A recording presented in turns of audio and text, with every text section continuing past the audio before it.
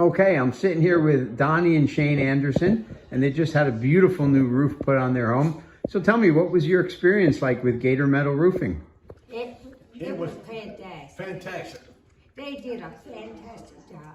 Oh, I'm so glad to hear it. I heard your neighbors are fond of it. Oh yes, and the guy that does my yard, my garden, my flowers, my grass, he wanted your phone number. So we gave him the phone number.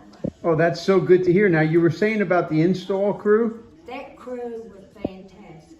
They drove up, and Shane asked them if they'd like some water. They had done started on the roof. And I told Shane, I said, take them some water because it gets hot up on the roof. And Shane went and asked them, and they said, thank you. And Shane went and took them, all 5 of them, a bottle of water. Oh, that's so sweet of you. I'm sure they appreciated that. They did, and then Shane went back out to the lady, asked them if they wanted another bottle of water. That's great. They said, no, thank you, but I'm going to tell you, they worked.